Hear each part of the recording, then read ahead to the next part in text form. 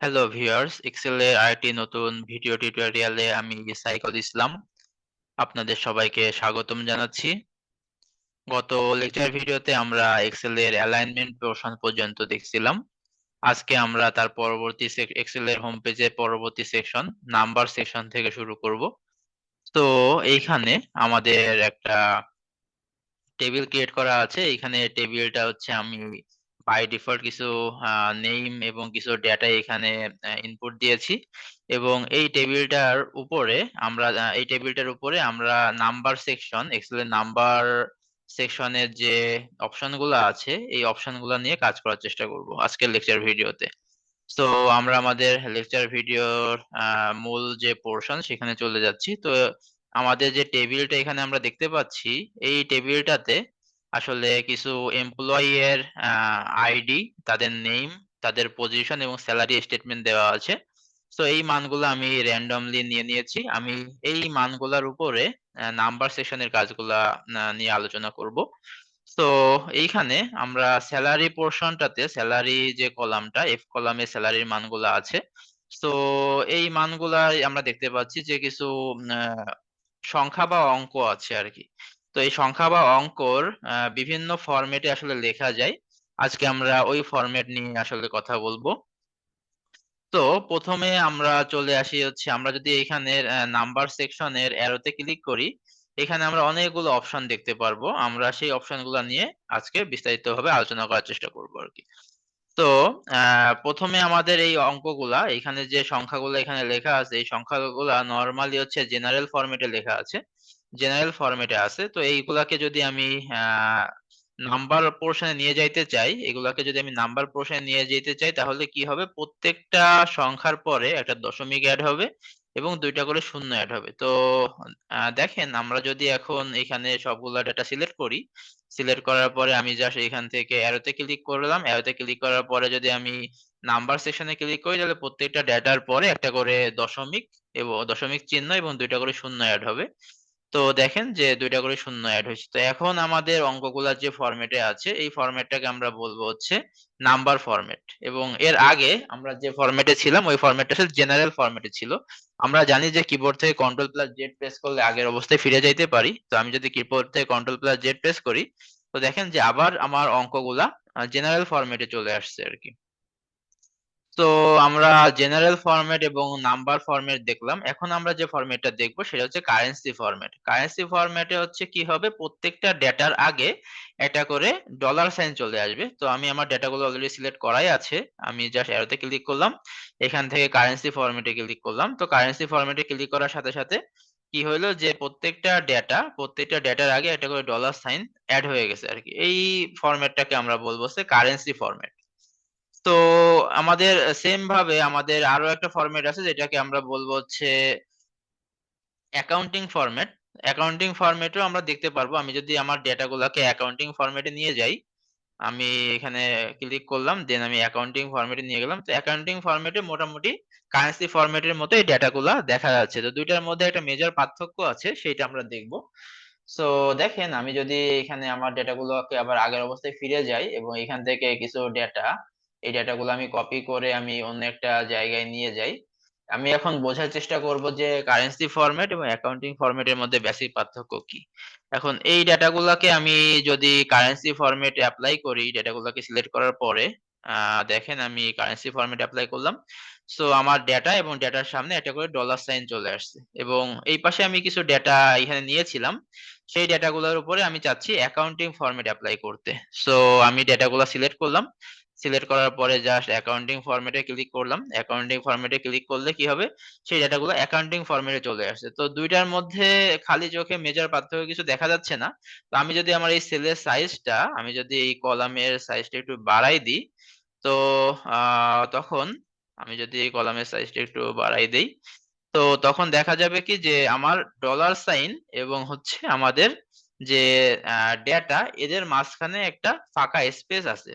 এই স্পেসটা আসলে অ্যাকাউন্টিং ফরম্যাট মিন করতেছে। আমি যদি কখনো কোনো ডেটা অ্যাকাউন্টিং ফরম্যাটে লিখি, তো সেই ফরম্যাটটা কি হবে, সেই ফরম্যাটটা হবে হচ্ছে আমার একটা ডলার সাইন থাকবে, তার মাঝখানে একটা স্পেস থাকবে এবং তারপরে আমার ডেটাগুলা চলে আসবে আর কি। এইটাকে বলা হচ্ছে অ্যাকাউন্টিং ফরম্যাট। আর এইখানে আমরা যে ফরম্যাটটা দেখলাম, এই ফরম্যাটটা বেসিক্যালি হচ্ছে কারেন্সি ফরম্যাট। এটাকে আমরা বলবো হচ্ছে কারেন্সি ফরম্যাট, যে আমার ডেটা এবং ডলার সাইনের মাঝখানে যদি কোনো স্পেস না আসে তখন আমরা সেই ফরম্যাটটাকে কারেন্সি ফরম্যাট বলে থাকি। তো আমরা এই দুইটা জিনিস বুঝলাম। আমরা আমাদের ডেটাগুলো মুছে দিলাম, আবার আগের অবস্থায় চলে গেলাম, কন্ট্রোল জেড প্রেস করে করে আমি আবার আগের অবস্থায় চলে গেলাম। তো আমাদের এই অপশনগুলো এক্সপ্লোর করা শেষ। এখন আমরা চলে আসি শর্ট ডেট। শর্ট ডেট মানে হচ্ছে আমাদের বাই ডিফল্ট কিছু ডেট এখানে দিবে। তো আমি যদি এই তিনটা ডেটা সিলেক্ট করি, সিলেক্ট করার পরে আমি শর্ট ডেটে ক্লিক করলে আমাকে বাই ডিফল্ট কিছু ডেট দিবে এবং সেই ডেট গুলাতে কখনো এরকম শর্ট ডেট বলতেছে, শর্ট ডেট বলতে এরকম বোঝাচ্ছে যে জাস্ট আমি একটা ডেট এখানে উল্লেখ করব। এখানে ডেট এটা উল্লেখ করলাম, এটাকে আমরা বলতেছি হচ্ছে শর্ট ডেট। এটা হচ্ছে শর্ট ডেট। কিন্তু আমি যদি লং ডেট চিন্তা করতাম, লং ডেট মানে হচ্ছে 23 তারিখ কি বার ছিল, মনে করলাম সেই বারটা হচ্ছে টুয়েসডে। টুয়েসডে। আর এখানে হচ্ছে ফেব্রুয়ারি, টুয়েসডে, দেন হচ্ছে ফেব্রুয়ারি 2023। এরকম যদি লেখা থাকে এগুলাকে আমরা বলবো হচ্ছে লং ডেট। আর এরকম যদি থাকে এটাকে আমরা বলবো হচ্ছে শর্ট ডেট। দুইটার মধ্যে বেসিক পার্থক্য হচ্ছে এইটা। তো আমি এই জিনিসগুলা মুছে ফেলাই। মুছে ফেলিয়ে আমি এখন হচ্ছে আমার যে ডেটাগুলো আছে এই ডেটাগুলোর উপরে আমি লং ডেট এবং শর্ট ডেট যদি অ্যাপ্লাই করি, তো আমি এই তিনটা ডেটা সিলেক্ট করলাম, এখান থেকে আমি জাস্ট শর্ট ডেট অ্যাপ্লাই করলাম। তো এখানে বাই ডিফল্ট কিছু আমার এক্সেলে কিছু মান দিয়ে দেওয়া আছে, সেই মানগুলো আমাকে এখানে দেখাচ্ছে, এগুলো হচ্ছে শর্ট ডেটের সাইন। আর আমি যদি এটাকে লং ডেট চিন্তা করতাম, লং ডেটে যদি নিয়ে যেতে চাইতাম, তাহলে সেই ডেট গুলো আসলে এইভাবে দেখায়। তো একটু আগে আমরা যেই জিনিসটা এক্সপ্লোর করার চেষ্টা করছিলাম, এখানে আসলে সেটা নিয়েই কথা বলা হয়েছে আর কি। এটা হচ্ছে আমাদের লং ডেটের সাইন। তো আমাদের এই দুইটা অপশনও মোটামুটি বুঝে ফেললাম। এখন আমাদের আরেকটা অপশন আছে হচ্ছে টাইম। টাইমটা হচ্ছে আমি যে ডেটাগুলো সিলেক্ট করব, বাই ডিফল্ট এখানে হচ্ছে 12 AM দেখাবে। তো দেখেন আমি তিনটা ডেটা সিলেক্ট করলাম, সিলেক্ট করার পরে আমি জাস্ট টাইম অপশনটাতে ক্লিক করলাম। সো আমাকে বাই ডিফল্ট 12 AM দেখাচ্ছে, এটাকে বলা হচ্ছে টাইম ফরম্যাট। সো এই ফরম্যাটটা আমরা দেখলাম। দেন চলে আসি আমরা নতুন আরেকটা ফরম্যাট, যেটা হচ্ছে পার্সেন্টেজ ফরম্যাট। সো প্রত্যেকটা ডেটার সাথে যদি 100% দিয়ে গুণ করি, তো আমরা যে মানটা পাবো সেটাকে আমরা বলবো হচ্ছে পার্সেন্টেজ ফরম্যাট। তো আমি জাস্ট পার্সেন্টেজ ফরম্যাটে ক্লিক করলাম এবং প্রত্যেকটা ডেটার সাথে আমি হচ্ছে 100% দিয়ে গুণ করলাম। তো যে মানটা পাবো এই মানটাকে আমরা বলবো হচ্ছে পার্সেন্টেজ ফরম্যাট। সো এটাও আমরা শিখে ফেললাম। আমরা আহ কিবোর্ড থেকে কন্ট্রোল প্লাস জেড প্রেস করলে আগের অবস্থায় চলে গেলাম। দেন চলে আসি হচ্ছে ফ্রাকশন ফরম্যাট। ফ্রাকশন ফরম্যাট এবং general format kind of same জিনিস। আমি যদি আমার এই মানগুলাকে নাম্বার ফরম্যাটে নিয়ে যাই, নাম্বার ফরম্যাটে নিয়ে গেলে এটা হচ্ছে আমাদের নাম্বার ফরম্যাট, এবং এখান থেকে যদি আমি ফ্রাকশন ফরম্যাটে চলে আসতে চাই তাহলে কি হবে, এই দশমিক এবং শূন্য শূন্য জাস্ট এটা হচ্ছে রিমুভ হয়ে যাবে। এটাকে বলতেছে ফ্রাকশন ফরম্যাট, মানে আমার কোনো ফ্রাকশনের যে মানগুলো এই মানগুলো আসলে থাকবে না। তো দেখেন আমি যদি জাস্ট এখানে ক্লিক করি, ফ্র্যাকশন ফরম্যাটে ক্লিক করলাম, ক্লিক করার সাথে সাথে আমার যে মানগুলা ছিল সেই মানগুলা কিন্তু ফ্র্যাকশনাল যে মানগুলো, দশমিকের মানগুলো আসলে আমার এখানে আর নাই। তো এটা হচ্ছে আমাদের ফ্র্যাকশনাল ফরম্যাট। তো আমরা এটা দেখলাম। নেক্সট আমরা আবার কন্ট্রোল জেড প্রেস করে আগের অবস্থায় চলে আসলাম। এখন আমরা গুরুত্বপূর্ণ যে টপিকটা দেখব সেটা হচ্ছে সায়েন্টিফিক ফরম্যাট। তো সায়েন্টিফিক ফরম্যাটে অনেক সময় আমার ডেটাগুলো নিয়ে যাইতে হয় আমাদের কাজের সুবিধার্থে। তো আমরা সায়েন্টিফিক ফরম্যাট নিয়ে এখন কথা বলবো। তো এইখানে আমি দুইটা ডেটা লিখে রাখছি, একটা হচ্ছে আমাদের 23,145 এবং আরেকটা হচ্ছে 23,155। তো দুইটা ডেটাকে সায়েন্টিফিক ফরম্যাটে নিয়ে গেলে কেমন মান আসবে সেটা আমি দেখতে চাচ্ছি। তো প্রথমে আমি এই ডেটাটা লক্ষ্য করি, 23,145 আমি চাচ্ছি আমি এটাকে সায়েন্টিফিক ফরম্যাটে নিয়ে যাব, এবং সায়েন্টিফিক ফরম্যাটে নিয়ে যাওয়া মানে হচ্ছে ইনটু 10 টু দা পাওয়ার আকারে লেখা। এবং আমি যত ঘর পর্যন্ত, আমি দশমিকের পরে যত ঘর পর্যন্ত রাখতে চাবো তার পরবর্তী ঘরটা আমাকে সবসময় হিসাবে রাখতে হবে, যে আমি দশমিকের পরে যত অঙ্ক পর্যন্ত রাখতে চাচ্ছি তার পরবর্তী অঙ্ক যদি 5 অথবা 5-এর থেকে বড় হয়, আমার তার পূর্ববর্তী অঙ্কের সাথে 1 যোগ করতে হবে। ফর এক্সাম্পল আমি দশমিকের পরে 2 ডিজিট পর্যন্ত রাখতে চাচ্ছি, তাহলে আমি চেক করব তৃতীয় ডিজিট আমার 5 অথবা 5-এর থেকে বড় আছে কিনা। যদি বড় থাকে তাহলে তার পূর্ববর্তী অঙ্ক মানে এই দ্বিতীয় ঘরে যে মানটা আছে এটার সাথে 1 যোগ করব। আর যদি সেটা 5-এর থেকে ছোট থাকে তাহলে আমার আর কোনো কিছু করতে হবে না, ওটা অ্যাজ ইট ইজ বসে যাবে। তো এই ডেটাটাকে আমি যদি এখন সাইন্টিফিক ফরম্যাটে নিয়ে যাইতে চাই, তাহলে আমি জাস্ট এখানে আমি দেখাচ্ছি। তাহলে সাইন্টিফিক ফরম্যাটে নিয়ে যাওয়ার শর্ত হচ্ছে বেসিক্যালি হচ্ছে আমাকে একটা শর্ত মানতে হবে যে 5 অথবা 5-এর থেকে বড় হইলে আমি যে ঘর পর্যন্ত দেখতে চাচ্ছি তার পরবর্তী অঙ্ক যদি 5 অথবা 5-এর থেকে বড় হয় তাহলে তার পূর্ববর্তী অঙ্কের সাথে 1 যোগ করতে হবে এবং সেটাকে হচ্ছে 10 টু দা পাওয়ার আকারে লিখতে হবে। সো এটাকে যদি আমি চাচ্ছি যে দশমিকের পরে 2 অঙ্ক পর্যন্ত রাখতে চাচ্ছি, তাহলে আমাকে প্রথমে লিখবো হচ্ছে 2, এই যে আমি 2 দিলাম, 2 আমি 3 1 নিলাম, আর 2 আমি 3 1 নিলাম। আমি 2 ঘর পর্যন্ত দশমিকের পরে 2 ঘর পর্যন্ত রাখতে চাচ্ছি, এই জন্য আমি 3 1 পর্যন্ত নিছি এবং আমি চেক করব যে তার পরবর্তী অঙ্ক মানে তৃতীয় ঘরের যে সংখ্যাটা এটা 5 থেকে বড় অথবা 5-এর সমান আছে কিনা।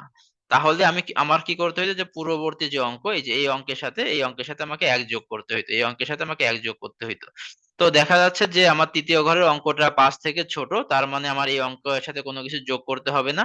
তো আমাকে এখন এখানে ইনটু সাইন প্রেস করতে হবে, ইনটু সাইন প্রেস করে আমাকে 10 টু দা পাওয়ার লিখতে হবে। 10 to the power into 10 to the পাওয়ারে বলবে হচ্ছে আমার এইখানে দশমিকের পরবর্তীতে যতটা সংখ্যা আছে সেটা হচ্ছে 10-এর পাওয়ার আকারে বলবে। তো আমি যদি এটাকে দশমিক চিন্তা করি, এটাকে দশমিকের পরে চিন্তা করি, তাহলে দশমিকের পরে আমি দেখতে পাচ্ছি 4টা অঙ্ক আছে, তার মানে এখানে 10-এর পাওয়ার বলবে হচ্ছে 4। তাহলে 23,145-কে আমি যদি আহ সাইন্টিফিক ফরম্যাটে নিয়ে যাইতে চাই তাহলে সেটাকে এইভাবে লেখা যায়। এখন এক্সেলে এক্সেলে সাইন্টিফিক ফরম্যাটের ইনটু 10 টু দা পাওয়ার এটার পরিবর্তে আমরা সাইন্টিফিক ফরম্যাটে প্রকাশ করার জন্য লিখি আর কি। তো এটাকে আমরা এইভাবেও লিখতে পারি যে 2.2.31 ইনটু 10 টু দা পাওয়ার, এটার পরিবর্তে আমরা লিখবো হচ্ছে এবং 4 এর আগে যেহেতু হচ্ছে আমাদের কোনো সাইন নাই তার মানে 4 এটা পজিটিভ মান, তাহলে এটাকে আমরা +4 ও লিখতে পারি। তো এক্সেলে সাইন্টিফিক ফরম্যাটটা আসলে এইভাবে ক্যালকুলেশন করা হয়। তাহলে এরকম যদি আমি একটা ডেটা এক্সেলে ইনপুট দেই তাহলে তার সাইন্টিফিক ফরম্যাটে মান পাবো হচ্ছে এরকম। সেম ভাবে আমি যদি এই ডেটাটাকে সাইন্টিফিক ফরম্যাটে নিয়ে যাইতে চাই এবং দশমিকের পরে আমি 2 ডিজিট পর্যন্ত রাখতে চাচ্ছি, তাহলে আমি প্রথমে লিখলাম হচ্ছে 3। আমি চেক করব যে দশমিকের পরে যত ঘর পর্যন্ত রাখতে চাবো তার পরবর্তী ঘরের অঙ্কটা 5 অথবা 5-এর থেকে বড় আছে কিনা। তো আমি দশমিকের পরে 2 ডিজিট মানে এই পর্যন্ত রাখতে চাচ্ছি। আমি চেক করতেছি তৃতীয় ডিজিটটাকে, হ্যাঁ তৃতীয় ডিজিট আসলে আমাদের 5 এবং 5-এর থেকে বড় এই সত্যটা আসলে মেনটেন করতেছে। তার মানে তার পূর্ববর্তী অঙ্ক এই সংখ্যার সাথে আমাকে 1 যোগ করতে হবে। তাহলে এখানে 31 না হয়ে এখন হবে হচ্ছে 32 এবং বাকি যে ফর্মুলা গুলা এগুলা অ্যাজ ইট ইজ বসে যাবে, যে ইনটু 10 টু দা পাওয়ার দশমিকের পরে যেহেতু 4টা সংখ্যা তার মানে আমাকে পাওয়ারে বলবে হচ্ছে 4।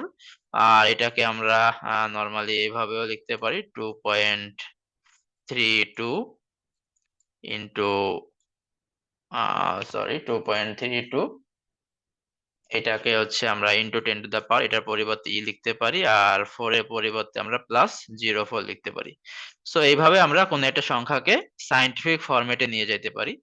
তো দেখেন আমি যদি আমার এই ডেটাগুলোর উপরে সাইন্টিফিক ফরম্যাট অ্যাপ্লাই করি, ডেটাগুলো সিলেক্ট করলাম, সিলেক্ট করার পরে জাস্ট সাইন্টিফিক ফরম্যাট অ্যাপ্লাই করলাম, সো প্রত্যেকটা ডেটা সাইন্টিফিক ফরম্যাটে চলে আসছে। তো আমি আবার আগের অবস্থায় চলে গেলাম, সাইন্টিফিক ফরম্যাট আমরা দেখলাম। এইখানে যে অপশনটা, এই অপশনটা মিন করতেছে হচ্ছে আমি যদি কোন দেশে মুদ্রার সাইন আমি আমার যে অঙ্কগুলো আছে অঙ্কগুলোর সাথে নিয়ে আসতে চাই তখন আমরা এই অপশনটা ইউজ করব। তো আমি সবগুলো ডেটা সিলেক্ট করলাম, আমি চাচ্ছি যে আমি চাচ্ছি স্পেনের মুদ্রার সাইন ইউরো আমার ডেটাগুলোর সাথে অ্যাড করতে। তাহলে আমি জাস্ট হচ্ছে এইখান থেকে অ্যারোতে ক্লিক করব, অ্যারোতে ক্লিক করার পরে আমি ইউরোতে ক্লিক করলাম। সো ইউরোতে ক্লিক করার সাথে সাথে আমার ডেটাগুলার প্রত্যেকটা ডেটার সাথে ইউরো সাইন চলে আসছে। এখানে যে কোনো দেশের মুদ্রার সাইনই আনা যাবে। আমি চাইলে এখানে বাংলাদেশের মুদ্রা সাইন টাকাও আনতে পারবো, সেটার জন্য আমাকে জাস্ট অ্যারোতে ক্লিক করতে হবে। অ্যারোতে ক্লিক করার পরে মোর অ্যাকাউন্টিং ফরম্যাটে ক্লিক করতে হবে।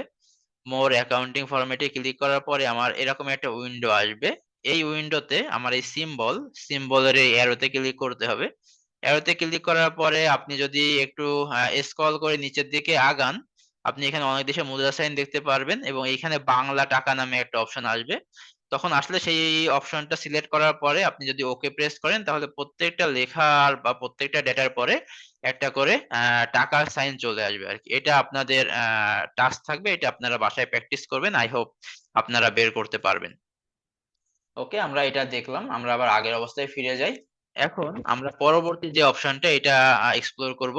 এই অপশনটা আমরা অলরেডি এখানেও দেখছিলাম যে একটা সংখ্যাকে আমি যদি 100% দিয়ে গুণ করি যে মানটা পাবো সেটা আসলে এই পার্সেন্টেজ সাইনটা মিন করে। তো আমি সবগুলো ডাটা সিলেক্ট করার পরে আমি যদি জাস্ট পার্সেন্টে ক্লিক করি, প্রত্যেকটা মানকে 100 দিয়ে গুণ 100% দিয়ে গুণ করলে যে মানটা, সেই মানটা আমি এখানে দেখতে পাচ্ছি আর কি। তো আবার আগের অবস্থায় চলে গেলাম কন্ট্রোল জেড প্রেস করে। পরবর্তী অপশনটা হচ্ছে কমা ফরম্যাট বলা হয়। কমা ফরম্যাট মানে হচ্ছে কিরকম, আমরা যখন ব্যাংকে যাই, ব্যাংকে কিন্তু আমরা এরকম দেখি যে আমাদের যে চেক বই থাকে, চেক বই আমরা বিভিন্ন অঙ্কের মান লিখি, যেমন আমরা হাজারের পরে কমা দেই, লাখের পরে কমা দেই, কোটির পরে কমা দেই। কমা ফরম্যাটটাও সেরকম আর কি, যে কোন কোন ডিজিটের পরে আমাদের কমা বসবে সেটা হচ্ছে কমা ফরম্যাট মিন করে। সো দেখেন, আমি জাস্ট ডেটাগুলো সিলেক্ট করার পরে এখানে প্রেস করলাম কমা ফরম্যাটে, যে যে প্রত্যেকটা, যেহেতু আমাদের হাজারের অঙ্ক আছে, প্রত্যেকটা হাজারের পরে আমার কিন্তু কমা ফরম্যাট চলে আসছে আর কি। সো এটা হচ্ছে কমা ফরম্যাট। নেক্সট যে অপশনটা, এই অপশনটা হচ্ছে আমার দশমিকের পরে শূন্যের সংখ্যা বাড়ায়। আমি একটা ঘর সিলেক্ট করলাম, সিলেক্ট করার পরে আমি যদি এই অপশনে প্রেস করি তাহলে একটা দশমিক এবং একটা শূন্য অ্যাড হবে। দেখেন, আমি যে ক্লিক করলাম, একটা দশমিক একটা শূন্য অ্যাড হয়েছে। পরবর্তীতে আমি যতবার ক্লিক করব ততবার একটা করে শূন্য অ্যাড হবে, ততবার একটা করে শূন্য অ্যাড হবে। এই যে আমার অ্যাড হচ্ছে, এবং তার পরবর্তী যে অপশনটা এটা হচ্ছে দশমিকের পরে শূন্যের সংখ্যা কমায়। আমি যতবার ক্লিক করবো একটা একটা করে শূন্য এখান থেকে রিমুভ হয়ে যাবে। আমি যদি এখানে একবার ক্লিক করি একটা শূন্য রিমুভ হইলো, আবার ক্লিক করলে আরেকটা শূন্য রিমুভ হইলো, এইভাবে যতবার ক্লিক করবো ততবার একটা করে শূন্য আমার রিমুভ হয়ে যাবে। তো এই ছিল হচ্ছে আমাদের এক্সেল এর হোম পেজের নাম্বার সেকশনের কাজটা। আশা করি সবাই ভালো লাগছে, এবং আমার ভিডিও যদি আপনাদের ভালো লেগে থাকে সবাই লাইক কমেন্ট করতে ভুলবেন না, এবং আমার ভিডিওটাকে অবশ্যই সাবস্ক্রাইব করবেন। আপনাদের সাবস্ক্রিপশনই আমার পরবর্তীতে বিভিন্ন নতুন এক্সেলের ভিডিও তৈরি করতে উৎসাহ যোগাবে। সবাই ভালো থাকবেন, সুস্থ থাকবেন। আজকে এ পর্যন্তই।